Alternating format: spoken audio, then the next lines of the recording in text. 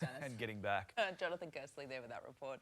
Well, from flying taxis and electric airships to intergalactic business and AI companions, travel is set to undergo some big changes in the coming decades. But with so many wild predictions out there right now, which ones will actually become the norm? To tell us all about it, what we can expect, we're joined by travel trend forecaster Jenny Southan in London. Hello, Jenny.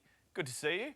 Let's start with the big one, AI. It's already having a big impact on almost everything that we do. How else will it shape the way we travel? Yeah, the robots are coming. It's a curious paradox, actually, that people love speculating about the future. They find it quite thrilling. And then when it actually happens, they're a bit like, so what? But yeah, of course, AI is a huge topic right now. And we're already seeing how it's changing the way we search and plan for travel.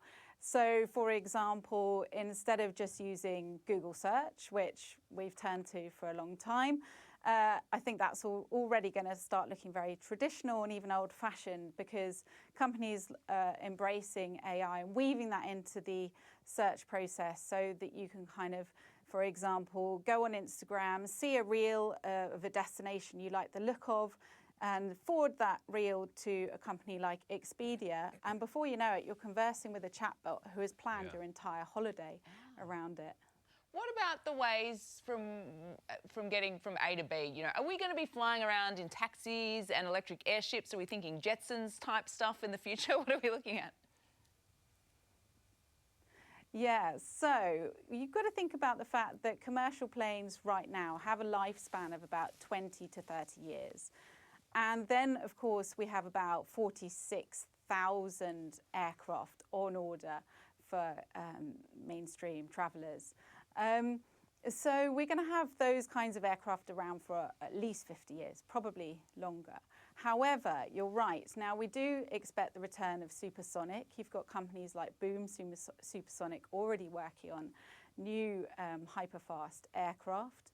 We're seeing companies like Joby Aviation, which is partnering with airlines like Virgin Atlantic over here in the UK to provide shorter hop transfers from airports to cities and suburbs in electric aerial taxis. And then, of course, airships are set to appear again in our skies, perhaps by the end of the decade. You've got Spain's Air Nostrum, which has apparently put an order for 20 of these helium-fueled airships that could be delivered as soon as 2029. And they can carry about 100 passengers and fly regionally across countries very quietly and peacefully. Okay. Travel trends have come and gone through the years, but there's something you're predicting is here to stay, and that's wellness tourism. Why is that? Yeah, well, health is the new wealth. This year, wellness tourism is estimated to be worth about $1 trillion US dollars, and by just 2030, it could be double that. So people are very fascinated in looking at how they can possibly optimise their well-being. And as a travel journalist myself, I'm very fascinated in the cutting edge of wellness travel. I myself have signed up for a few bizarre experiences over the last couple of years. Ooh, like I did a detox retreat. Yeah, I did a detox retreat in Austria where they teach you how to chew. Chew? Did you not know how to chew before? Yes. You would think that would come as second nature, right? But apparently we all eat far too quickly and therefore eat too much. So I needed a week in an institution to learn that.